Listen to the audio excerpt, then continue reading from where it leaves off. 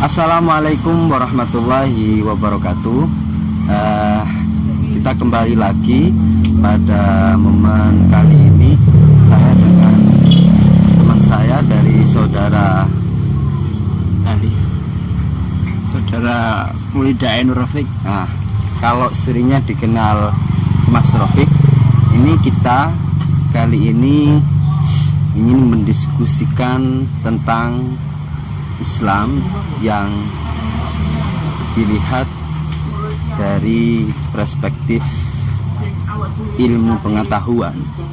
Artinya nanti kita bisa mengembangkan Islam bagaimana pada wilayah sosialnya, bagaimana pada wilayah historisnya, bagaimana pada wilayah aplikatif kenyataan dalam kehidupan, baik antar sesama,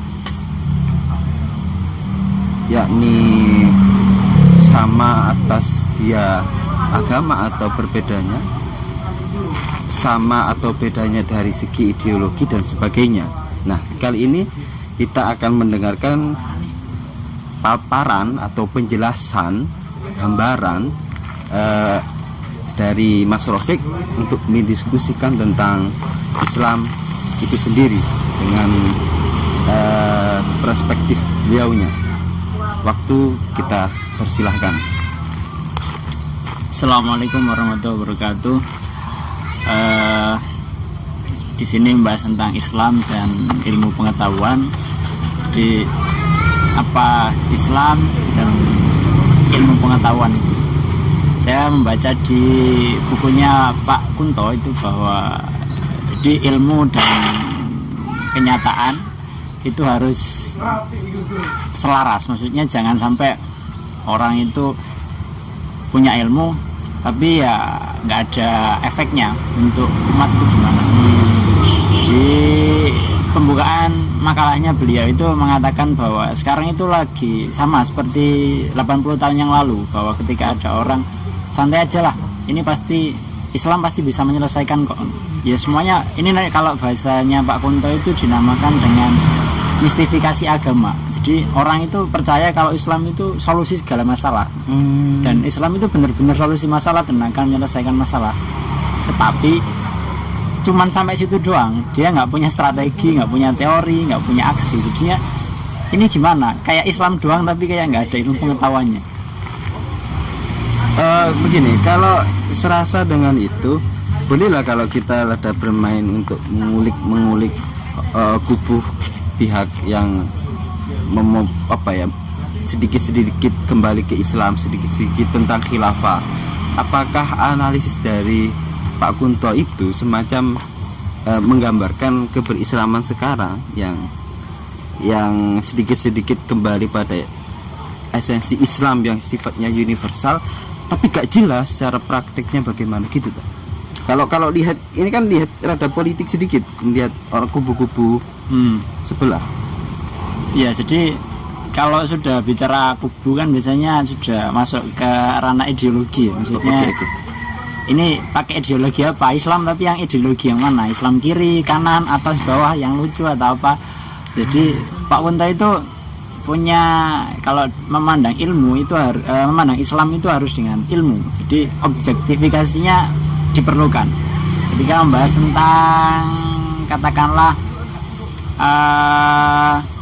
sains itu ya harus dengan tata cara sainsnya, tapi harus ada semangat untuk memakmurkan umatnya tadi. Jadi seumpama dia pakai ideologi, kalau di Pak Kunto itu pakai ideologi, mencontohkannya dengan Serikat Islam dulu, memakai ideologi Islam sosialisme untuk melawan dulu ada Marxisme yang dengan komunisnya. Boleh kalau saya menggambarkan untuk mencoba menginterpretasi selanjutnya dari Pak Kunto dengan Islam sosialisme, semacam saya samakan gerakan pemikiran beliau dengan gerakan pemikiran dari Ulil Absor Abdallah. Jikalau ada orang-orang yang sifatnya itu Islam radikal, Islam yang sedikit-sedikit itu ingin memerangi, sedikit-sedikit mengkafirkan, sehingga beliau untuk bisa mengkanter harus lebih parah, bukan istilahnya itu tengah. Akhirnya umumnya ya liberal. Akan terasa jaringan Islam liberal dari gambaran beliau adalah semacam dari Pak Kunto, yang jika memang ada kubu pemikiran Islam, ya, kalau katakan pemikiran Pan-Islamisme itu harus di harus dikontrol atau diganti atau bisa di counter hanya dengan sosialisme. Apakah sama? Kalau saya rasa pemikirannya harus memang, kalau terlalu kiri harus diserang dengan terlalu kanan, terlalu kanan diserang harus dengan terlalu kiri. Apakah begini? Yang saya pahami dari pembahasan beliau itu tentang, kan punya teori tentang ilmu sosial profetik. Jadi ilmu itu muaranya harus kepada umat, maksudnya manfaatnya ke umat. Jadi beliau itu punya kan 3 teori tadi tentang bagaimana tradisi keilmuan dalam Islam. Yang pertama ada normatif, ada ideologis, dan ada ilmiah. Jadi yang normatif itu dibagi lagi oleh beliau menjadi 2, yaitu deklaratif dan apologetis. Yang deklaratif ini cenderung untuk menunjukkan bagaimana identitas Islam, maksudnya keilmuan Islam. Di situ beliau memberikan contoh buku-buku penerbitan seperti Gema Insani, terus Pustaka Pelajar. Itu contoh-contoh Islam yang normatif, deklaratif, untuk mendeklarasikan Islam itu seperti ini. Yang apologetis ini cenderung untuk membuat kesadaran umat. Jadi umat itu harus sadar kalau dia itu harus maju, gak cuman menerima saja. Ini harus ada terobosan-terobosan baru. Nah, di sana mencontohkannya dengan mizan itu. Terus yang ideologis ini, nah ini yang marak sekarang adalah Islam gerakan ideologis untuk menguasai, karena tujuannya ideologis ini biasanya ke politik. Jadi sekarang kan banyak sekali, maksudnya gerakan-gerakan Islam yang tujuannya untuk ya menguasai politik tadi. Dulu kalau gitu, kalau andaikan itu menjadi suatu proses dari pos 1, pos 2 sampai pos ketiga, maksudnya itu wilayah sekarang sudah di pos yang ketiga, yakni Islam ideologis. Apakah, pertanyaan saya begini, maksud dari Islam yang ideologis itu bagaimana? Kan sesama dengan itu semacam apa ya? Islam yang sangat luas, gambarannya itu yang sangat universal. Terus peras ya, diideologikan. Itu semacam tidak menjawab banyak ideologi. Tadi kan baru di bagian kedua. Jadi nanti di bagian ketiga itu ada namanya, beliau membahasakan dengan Islam, tradisi keilmuan Islam yang ilmiah. Jadi di ilmiah itu ya bisa kita katakan kalau di zaman sekarang itu ada universitas seperti IAIN atau sekarang UIN. Dia membahasakannya IAIN. Nah, di sana ada penelitian yang sifatnya empiris, normatif. Nah, terus di sana itu kan objektifikasinya benar-benar dilakukan. Jadi kalau ilmiah itu terbuka sekali dengan kebaruan-kebaruan. Tapi kalau ideologis ini biasanya kan karena dia politik, punya tujuan tertentu, tujuannya yaitu politik tadi. Biasanya dia sifatnya itu tertutup, dia nggak mau dari yang lain, ya harus ini. Katakanlah untuk SI itu kan pakai sosialisme, jadi semuanya dipandang dari sosialisme. Nah, beliau itu ingin komitmen dari ketiga tradisi keilmuan ini menjadi satu komitmen, yaitu komitmennya terhadap umat.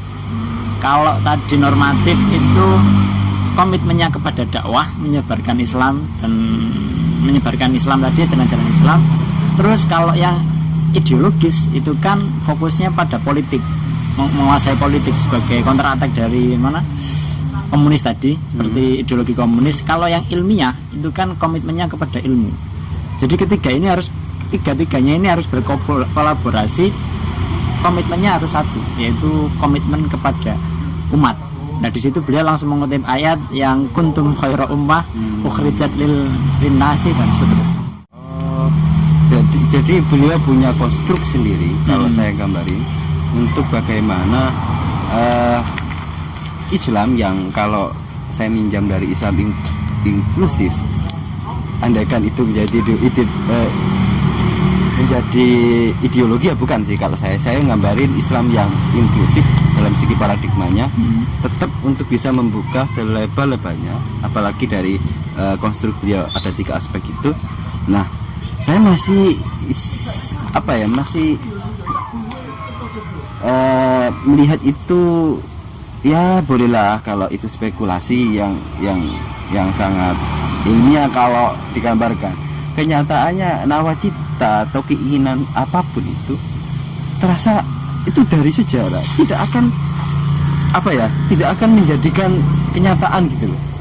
Real tidak ada dengan gambaran kita mempunyai ormas yang cita-citanya Allah segala bagus.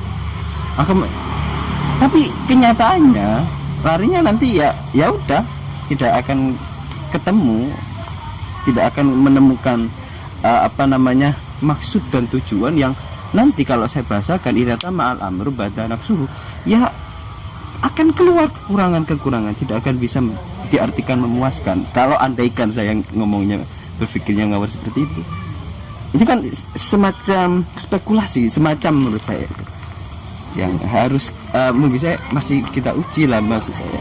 Iya, sebenarnya kan itu juga ya ide dari beliau untuk memberikan usulan bagaimana seharusnya ilmu itu tidak jauh dari sebuah kenyataan. Jadi kan tadi seperti keluar dari orientasinya. Jadi beliau itu punya buku namanya Muslim Tanpa Masjid, itu kan di sana menggunakan alat untuk menganalisis setiap masalah itu menggunakan strukturalisme. Terus sama beliau ditambahi dengan transendental. Jadi ada strukturalisme transendental. Gimana itu maksudnya? Jadi nanti setiap kayak gini, seumpama definisi dari ilmu sosial profetik, beliau itu mengatakan gini, kita itu harus punya teori dulu untuk bisa jalan, untuk menjalankan tadi namanya komitmen terhadap umat. Kita harus punya teori itu maksudnya kita harus punya rencana-rencana, dan itu harus punya step by stepnya harus jelas. Terus jadi seperti ini dicontohkan lagi di Syarikat Islam yang dipimpin oleh Cokroaminoto itu, dia punya ide, dia punya gagasan, tapi dia tidak punya teorinya bagaimana ini. Dia cuma menyebutkan romantisme dulu, bagaimana Rasulullah itu akhlaknya gini. Dia tidak mempunyai strategi atau teori untuk bagaimana akhlak itu bisa berlaku secara sosial. Terus beliau menggunakan yang ada lagi, setelah teorinya ada, itu harus ada yang namanya strukturalisasi. Ini maksudnya bukan masuk ke struktur ya, maksudnya beliau itu struktur itu teori itu harus ada strukturnya. Jadi beliau itu kan karena punya memakai strukturalisme transendental, katakanlah ada satu pembentuk yang namanya tauhid dalam Islam itu. Terus tauhid nanti bercabang lagi, ada syariat, ada akhlak, ada dan lain-lain. Itu namanya depth strukturnya, maksudnya pembentuknya. Nah kenyataannya apa? Itu seperti di syariat itu ada yang namanya nanti seperti hukum halal haram dan lain-lain. Di akhlak nanti ada namanya orang yang sopan santun dan lain-lain, itu wujud dari akhlak. Nah dari sana nanti di strukturalisasi ini harus orang itu harus punya step by stepnya, harus punya struktur bagaimana untuk mewujudkan cita-cita umat yang cerdas tadi. Sangat kalau saya menggambarkan ini ya untuk penjelasan entah sangat melangit, satu, kedua mungkin kalau di Juna itu abstraknya itu yang itu masih belum dapat gripnya, saya ngelangit banget. Coba saya download untuk turun ke bumi. Ya, untuk memang sebenarnya ide dan itu pun beliau mengatakan usulan. Ini saya baca bukunya, ini tulisan sekitar tahun 2014 awal. Jadi menurut beliau itu memang sulit untuk menerapkan ini, tapi usulannya adalah ya kita harus merubah paradigma tadi, paradigma berpikir yang cenderung tidak untuk umat tapi ya ilmu untuk ilmu kawan gitu. Enggak, iya. Jadi nanti sasarannya beliau itu kan terutama di kampus karena beliau orang kampus. Itu di kampus tadi ya selama 15 tahun ini cobalah untuk fokus dulu. Jadi kalau bahasanya tadi kan ditunda dulu penelitian ilmiah ataupun apapun yang orientasinya hanya science oriented saja. Kita harus pindah ke umat. Jadi umat oriented. Umat oriented. Kalau gitu kan semacam paradigma dari universitas atau paradigma dari ilmu itu adalah ilmu untuk ilmu, serasa dengan itu. Dengan kalau diistilahkan mudahnya dari narasi tadi adalah harusnya ilmu itu untuk umat, kalau gambarnya al ilmu lil amal. Semacam kalau saya mau gambarin lupa ya orang-orang kampus sehingga ada tulisan seperti itu. Kalau di Islam sendiri sudah punya paradigma al ilmu memang lil amal, ilmu memang aplikatif pada kenyataan hidup real. Nah, tetapi karena sudah disinggung dengan pemikiran barat yang memang ilmu untuk ilmu, pernah saya membaca soal paradigma itu, sehingga nilai-nilai yang di wilayah nanti kemaslahatan, artinya memberikan kontribusi pada umat itu sendiri, itu terlupakan. Nah, semacam kalau melihat ini kan mencoba bagaimana kampus atau bahasa universitas itu mampu untuk membuat atau kembalilah pada kesadaran tentang apalagi itu IAIN, iya yang itu jelas terserah itu ya, pokoknya di situ sudah Islam, tapi paradigmanya nggak ada kembali pada nilai umat yang nanti aplikatif. Bagaimana untuk kelanjutannya tentang universitas yang masih ilmu oriented? Nah, ini karena mungkin budayanya sudah melekat kayak gitu ya. Jadi perubahan paradigma ini memang perlu ngeden ya untuk merubah itu. Saya ingin mau ngembangin begini. Jikalau pendidikan atau ilmu pengetahuan itu terlaksana atau memang sudah dalam proses dan sekarang masih proses, misal lembaga-lembaga dalam wilayah memang jelas memang punya legal formalnya, ya ada sekolah yang di wilayah umum, ada pesantren yang itu sebelum Indonesia ada, atau universitas itu ada, kan ini semacam mencoba apakah universitas apa ya istilahnya, lebih unggul dari pesantren hingga pesantren terubah, ataupun memang pesantren sendiri ya mungkin secara metodis atau teoritis gak mampu, padahal itu lama, ataupun mungkin kesadaran dari santri atau tokoh-tokoh dari pesantren yang tidak mampu itu bisa memasukkan nilai-nilai itu dalam kacamata nanti kan pemikiran soal teoritis kan memikirkan dari kampus, dari konsepnya begini. Nah, pesantren kalau dari kacamata saya itu tak usah kasarannya itu terlalu teoritis, real itu skup memang kerasa banget. Andaikan pesantren itu di daerah kecil sangat juga memberikan kontribusi besar di samping kanan kirinya, hingga pesantren misalnya Tebuireng, tokoh-tokoh tercipta kan terasa kalau kita gambarin ke situ. Tapi dasar pemikiran itu ya kita gak mengatakan di pesantren itu ada kayak begitu. apakah bagaimana? Ini kan semacam kita hanya menarasikan kembali atas universitas yang kita sudah melaksanakan dari kita yang pesantren. Jadi gimana mau komentari tentang pesantren? Iya, ini kan sangat Saya- terasa pesantren ini. Kalau apa ya namanya, kemarin ikut seminar di 120 tahun pesantren itu ada sebuah kayak kelakar atau apa ya bahasanya, ya perkataan dari Gus Dori itu, di Indonesia ini ada lebih dari 25.000 pesantren. Dan itu santrinya katakanlah kalau satu pondok cuma 10, itu kan juga sudah banyak sekali, sudah berapa ribu-ribu. Lah ini masih ditanyakan atau beliau, lah kenapa ini negara kita kok masih gini-gini aja? Oke. Gimana?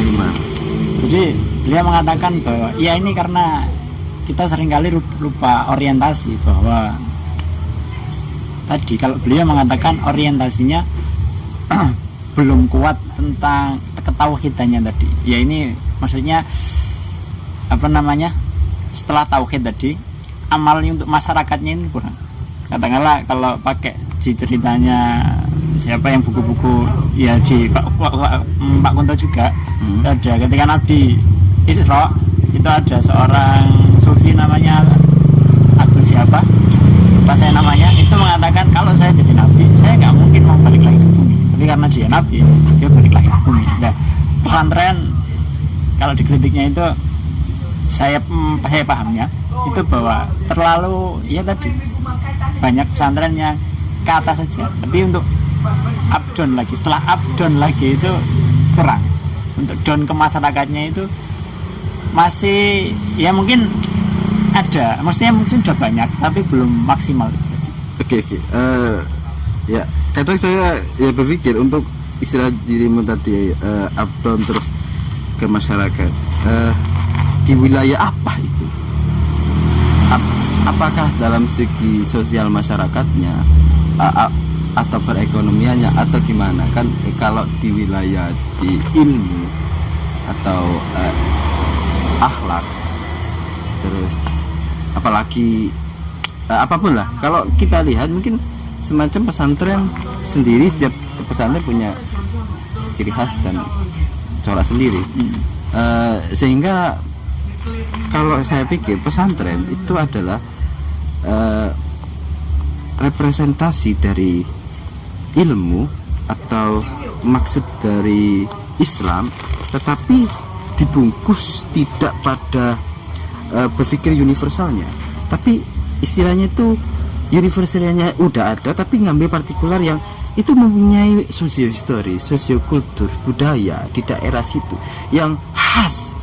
Dan udah, andaikan misalnya begini, andaikan di pesantren si pesantren A itu masyarakat di situ memang butuh pada segi ekonominya, mungkin dari pesantren itu akan mengembangkan bagaimana studi ekonomi ala Islam, misalnya begitu, sehingga sangat menjawab, tetapi tidak sifatnya umum universal terus menjawab semua. Mungkin ke situ saya lihat arti dari pesantren.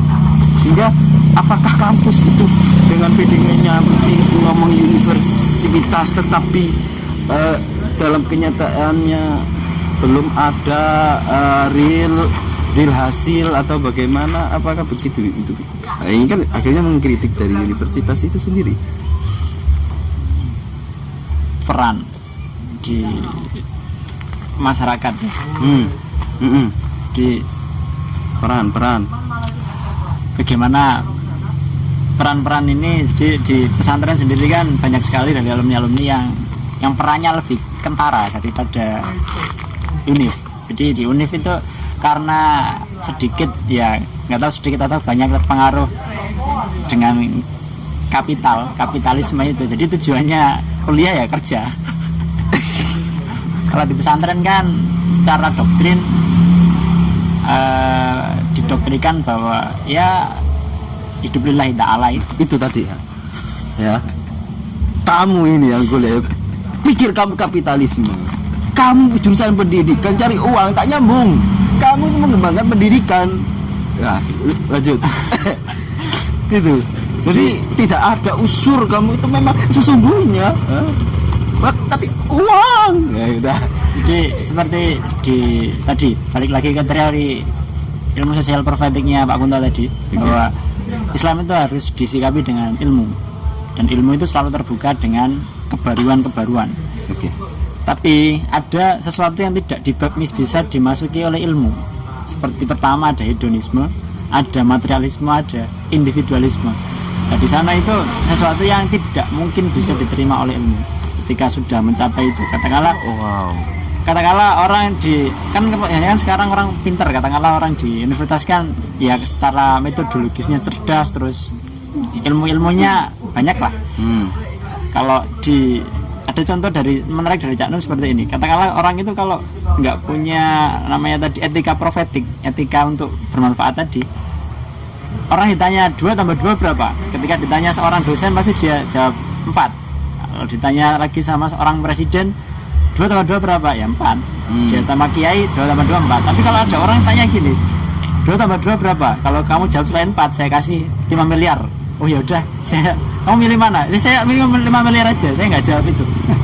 Nah itu kan lemahnya di sana, ketika orientasi itu berubah, tidak umat tapi ke ilmu saja. Maksudnya ke ilmu nanti cenderungnya dia jadikan bahan alat untuk menyelewengkan atau alat-alat propaganda dan lain-lain. Nah itu paham maksudnya. Jikalau pikiran kita itu sudah jelas 1 tambah 1 2, tapi karena ada uang kamu berbohong atas itu. Nah kita closing statement ini biar dapat intisari, inti maksud dari kita menggambarkan tentang Islam yang itu dari kacamata Pak Kunto ini.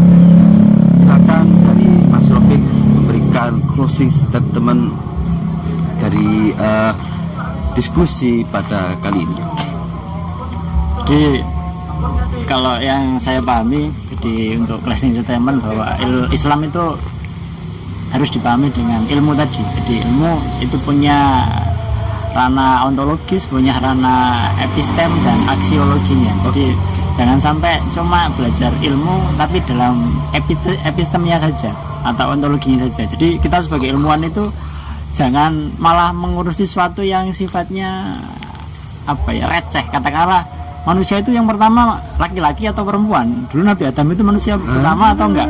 Nah ini sesuatu yang remeh, maksudnya itu malah bukan untuk solusi umat tapi malah menambah masalah. Seharusnya jadi solusi sebagai masalah. Sebuah ilmuwan itu malah dia menjadi nambah masalah gara-gara membahas sesuatu yang sudahlah gitu. Oke. Semacam Islam pada wilayah ini kok hanya bermasalah secara internal. Jikalau masalah itu sifatnya produktif, menghasilkan kemaslahatan, bolehlah. Jika hanya masalah kecil-kecil, ya misalnya kubu sana gak jelas, ya tak usah lah. Yang sana mungkin karena nakal, ya kita ya bicara, saya membuat video juga kan gitu. Ya intinya bagaimana Islam itu produktif. Terima kasih dari saya dan Mas Rafiq. Terima kasih, jangan lupa subscribe. Assalamualaikum warahmatullahi wabarakatuh.